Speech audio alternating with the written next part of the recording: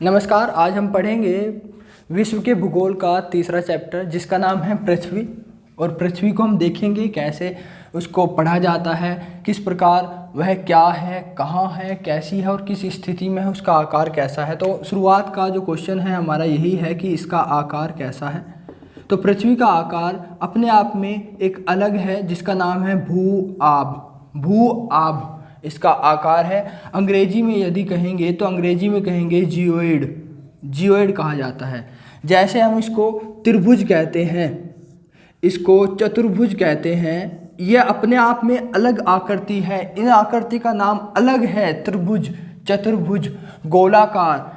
ऐसे ही यदि हम पृथ्वी के आकार की बात करें तो पृथ्वी का आकार ऐसे है और इस आकार का एक पर्टिकुलर नाम है जिसका नाम है भू आब, जियोइड। यह किस प्रकार का आकार है? यदि आप किसी गोले को ले लो, किसी गद्दे की बॉल को ले लो और उसको ऊपर से और नीचे से ऐसे दबाएंगे, यदि हम ऐसे दबाएंगे तो वो ऊपर से भी चपटी हो जाएगी और नीचे से भी चपटी हो जाएगी और बीच में से थोड़ी उभर जाएगी, मध्य से थोड़ी उभर जाएगी और इस आकार को ही भू आब आकार कहा जाता है। ये है पृथ्वी का आकार। यदि यहाँ से हम देखेंगे तो ये है ध्रुव, इधर है ये ध्रुव और एक इधर है ध्रुव। यहाँ से यहाँ तक की जो दूरी है इसे हम कहते हैं ध्रुवीय व्यास। ध्रुवीय व्यास जो है इसका 12,714 किलोमीटर है।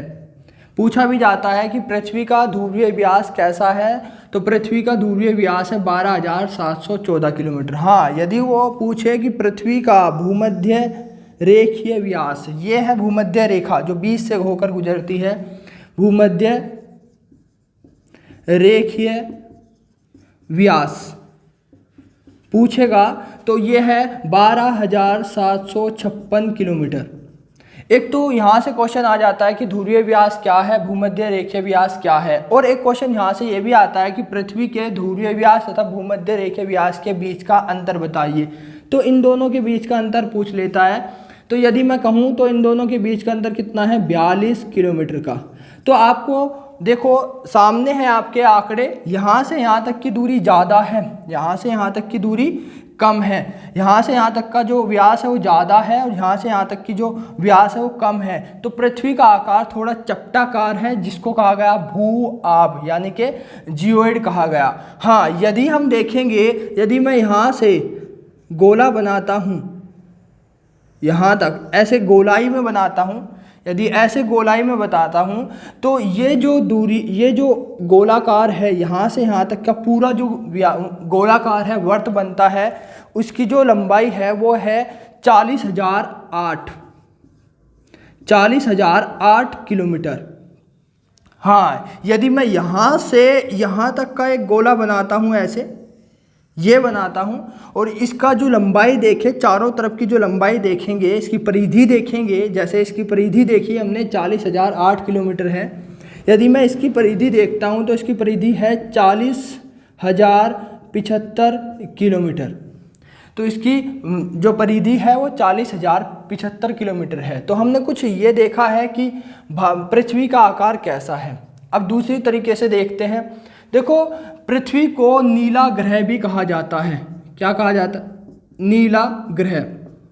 नीला ग्रह क्यों कहा जाता है पृथ्वी को? नीला ग्रह कहने का कारण है पृथ्वी पर 71% जल है। पृथ्वी पर 71% जल है और 29% जो है वो क्या है, 71% जल है पृथ्वी पर।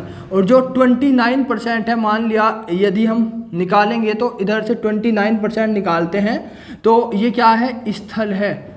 इसलिए पृथ्वी का जो रंग है वो नीला है, विकिरण के कारण है नीला, ठीक है।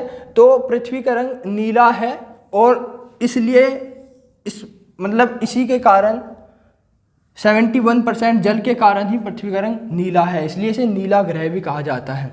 नेक्स्ट पढ़ते हैं। देखो, पृथ्वी को जानने के लिए, अब हमारे पास ये पृथ्वी है, इसको पूरा जानने के लिए हमने इस पर कुछ रेखाएं खींची है।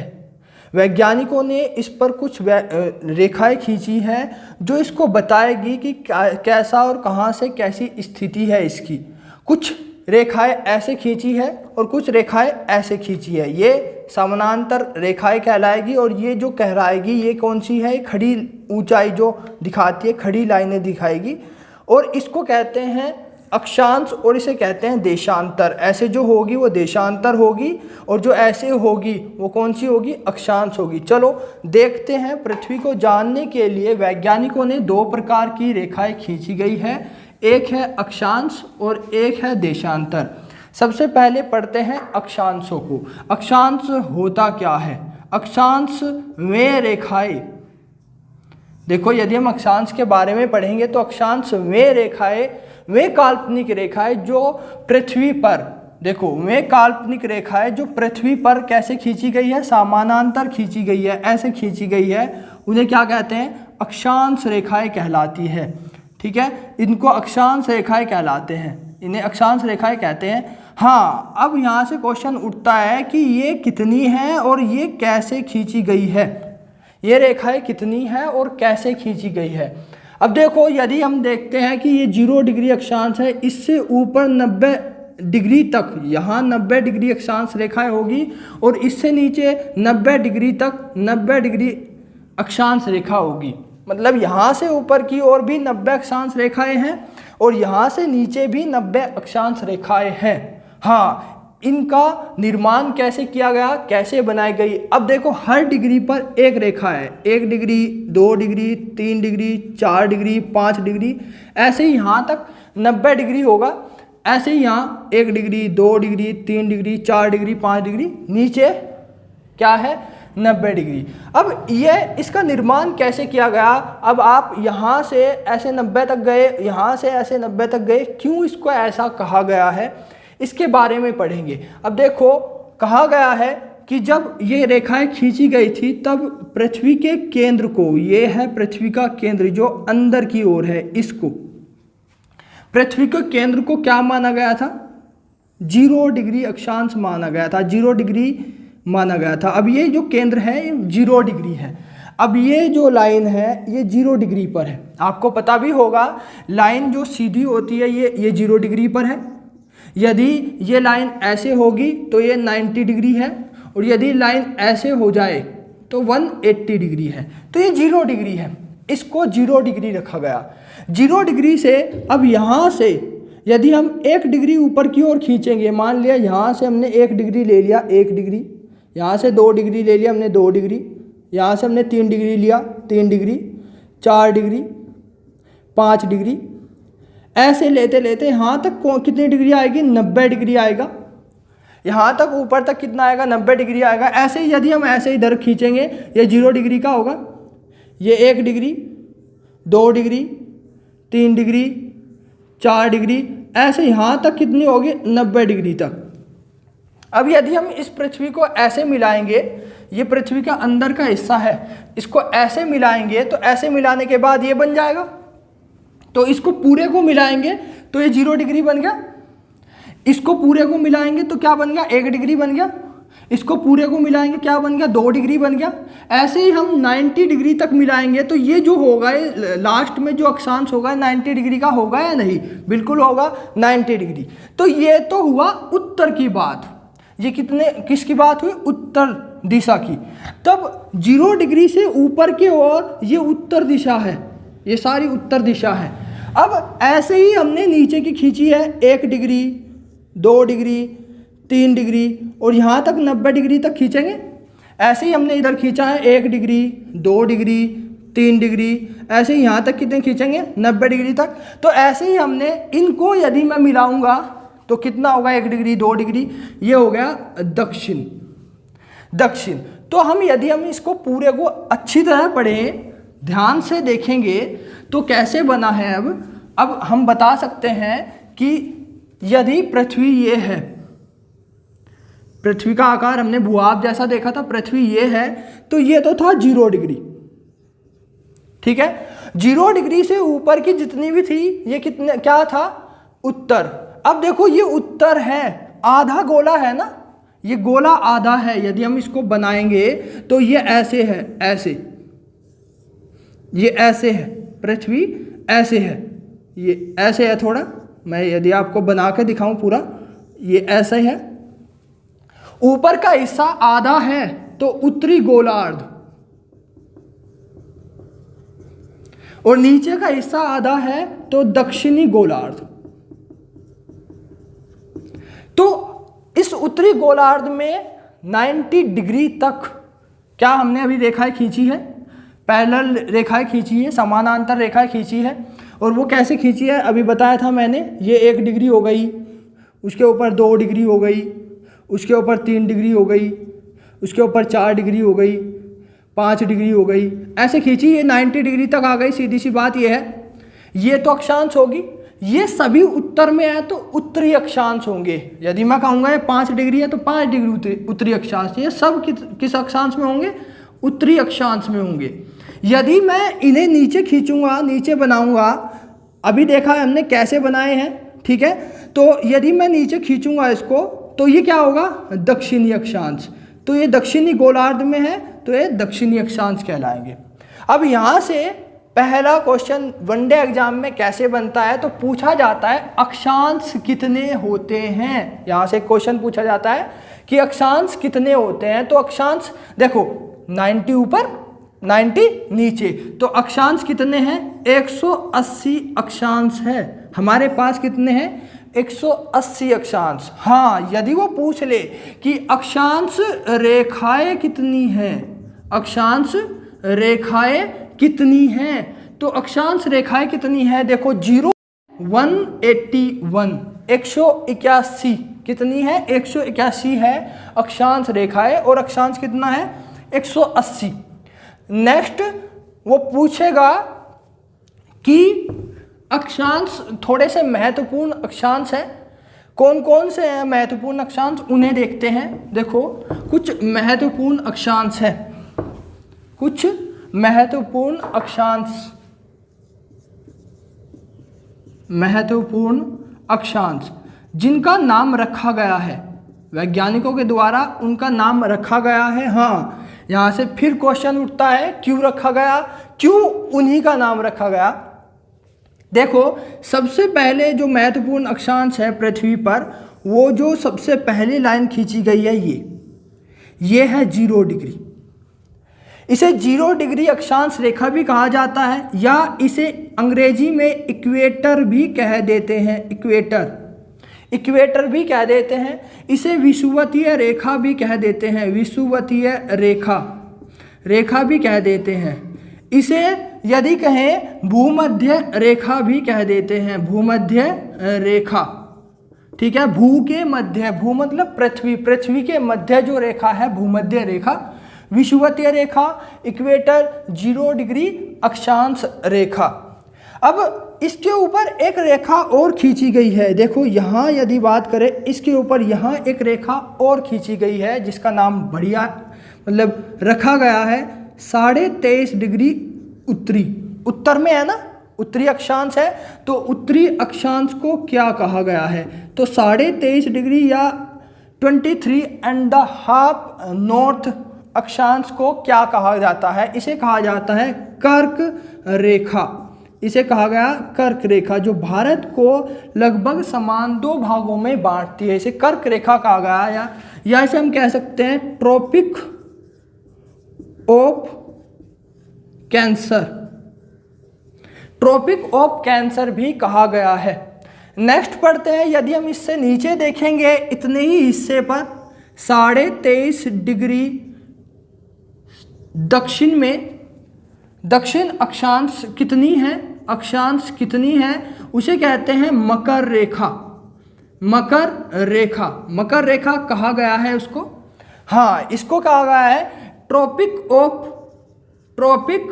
Of Capricorn, CAP Capricorn, CAPRICON Capricorn, CAPRICON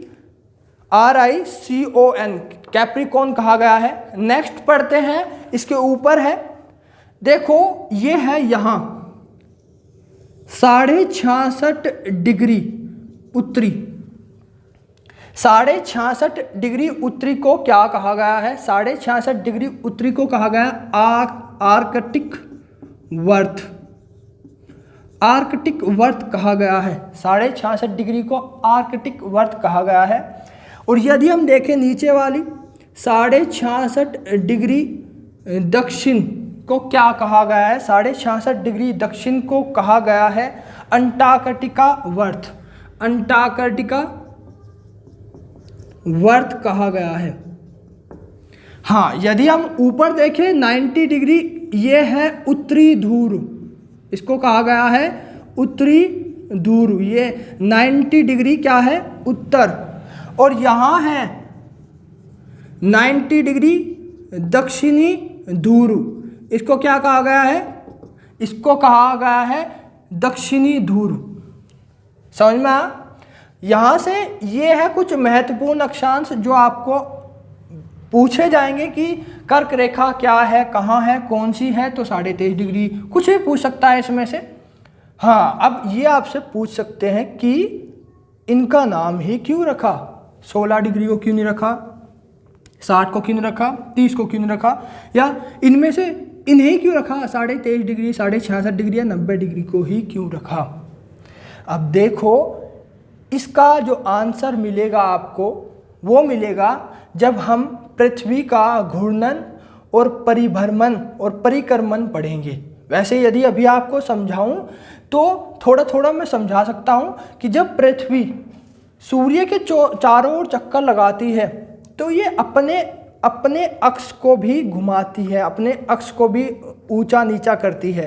तो ये वाला जो हिस्सा है, ये वाला जो हिस्सा है 23.5 डिग्री से 23.5 डिग्री तक, इस पर सूर्य की जो रोशनी है, किरणें हैं, वो सीधी पड़ती है।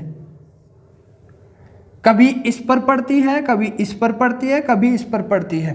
इसलिए हमने इनका अलग अलग नाम रख दिया। ऊपर यहाँ ठंड होती है इसलिए। तो अक्षांश को यदि हम बात करें, अक्षांश रेखाएं पृथ्वी पर इसलिए खींची गई है क्योंकि हमें पता चल सके मौसमी घटनाओं का, हमें पता चल सके कि पृथ्वी के किस हिस्से में कौन सा मौसम इस वक्त है। अब देखो, पृथ्वी अभी गर्मी है, जून का महीना आने वाला है, तो सूर्य की जो सीधी किरणें हैं वो यहाँ है, इस किरण पर है, इस अक्षांश पर है। तो यहाँ सीधी किरणें हैं तो यहाँ तिरछी किरणें होगी। तो भारत में इस टाइम गर्मी है तो ऑस्ट्रेलिया में क्या होगी? ठंड होगी, सर्दी होगी। तो कुछ इस प्रकार का समझने के लिए हमने इन रेखाओं को खींची है। ठीक है। एक और फैक्ट है कि जो दो अक्षांश होते हैं, इन दोनों अक्षांशों के बीच की दूरी कितनी है, ये भी पूछ लेते हैं। इन किसी भी दो अक्षांशों के बीच की दूरी पूछ लेते हैं। तो इन दोनों के बीच की दूरी क्या है? 111 किलोमीटर।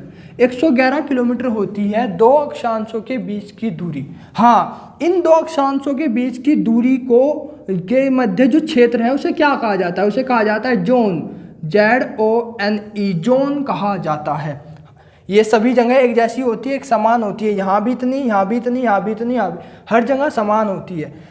यहाँ से एक चीज और पूछ लेता है कि विश्व पर बनने वाला सबसे बड़ा वर्त कौन सा है? दीर्घवर्त पूछा जाता है। तो दीर्घवर्त अब आप देख सकते हो, यदि मैं आपको 3D में दिखाऊंगा तो ये है 3D, देखो लगभग 3D में ही दिख रहा होगा आपको। ये जो है, ये देखो, ये वाली लाइन है, ये विश्व पर सबसे बड़ा वर्त बनाती है। देखो ये जो लाइन है, ये बीच वाली जो लाइन है 0 डिग्री, ये विश्व पर सबसे बड़ा वर्त बनाती है। तो इसे दीर्घवर्त लाइन भी कहा जाता है। देखो ये दीर्घवर्त लाइन भी कहा जाता है, आप दिख रही होगी। नेक्स्ट पढ़ते हैं देशांतर, कि देशांतर होता क्या है, कहाँ से खींची गई है, क्यों, और क्या क्या उसमें महत्वपूर्ण चीजें हैं। आगे बढ़ते हैं। देशांतर पृथ्वी पर खींची गई काल्पनिक रेखाएं। देशांतर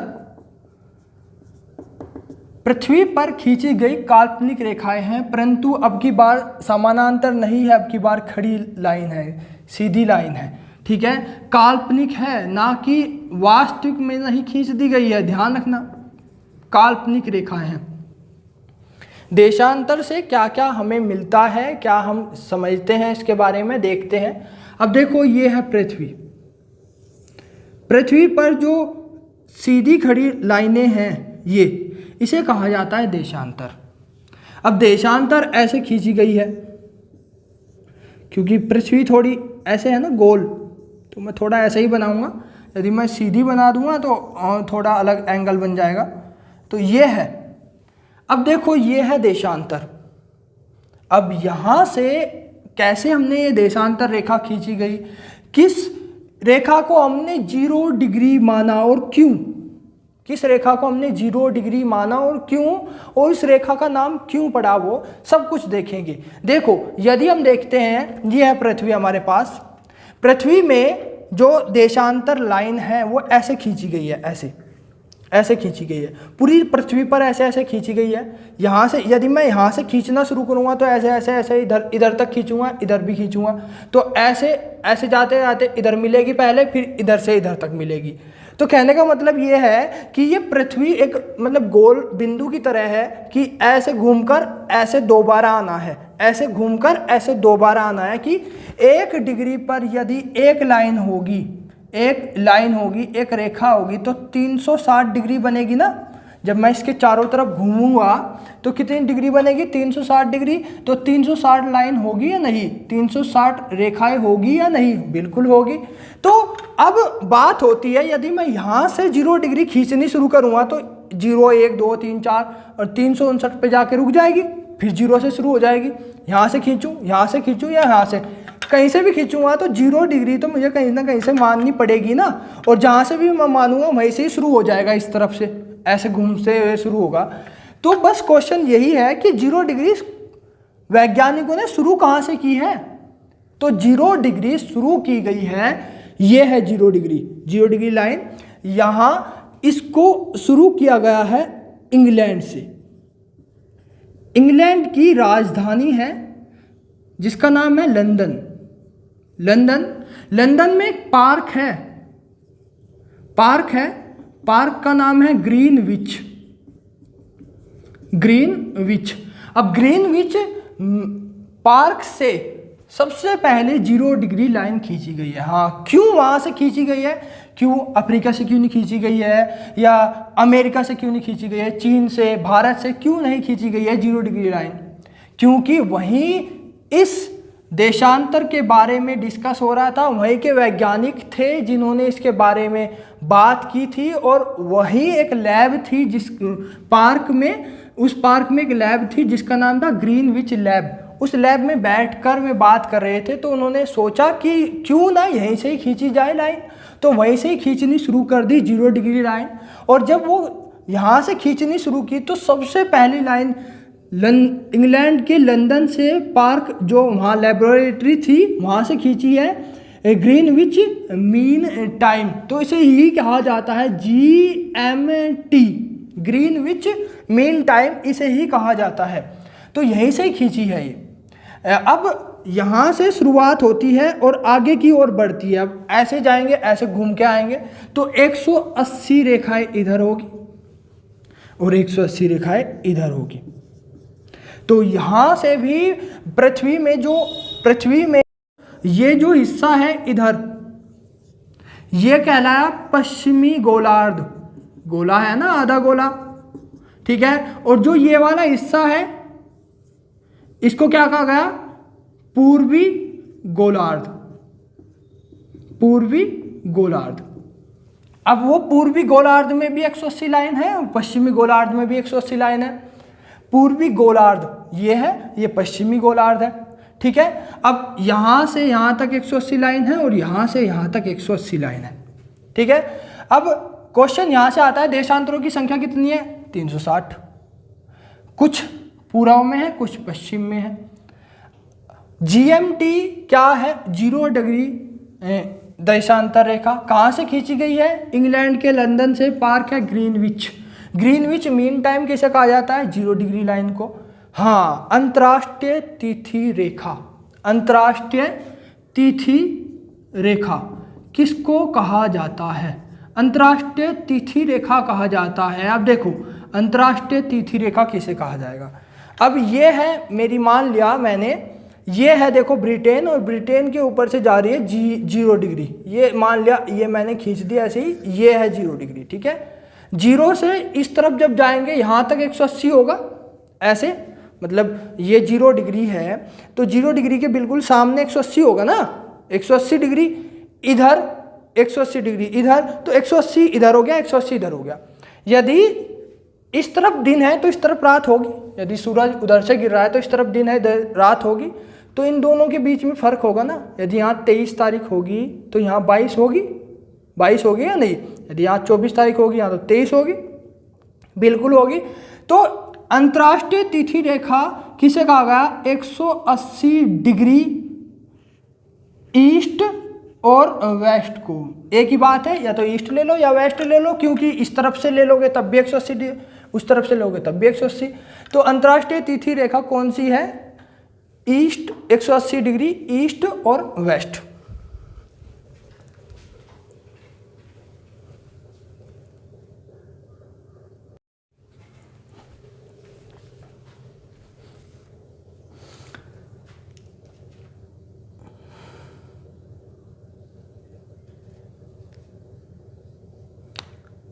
आगे बात करते हैं, देखो दो देशांतरों के बीच की लंबाई, चौड़ाई जो है वो सबसे ज़्यादा कहाँ होगी।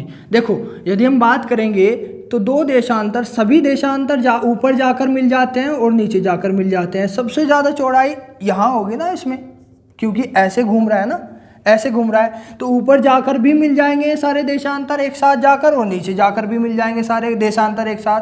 तो सबसे ज़्यादा चौड़ाई तो यहाँ होगी ना, तो सबसे ज़्यादा चौड़ाई होगी भूमध्य रेखा पर। कितनी होती है, 111.2 किलोमीटर, 111.2 किलोमीटर। हमने अक्षांश देखा था 111 किलोमीटर, यह 0.2 और बढ़ गया।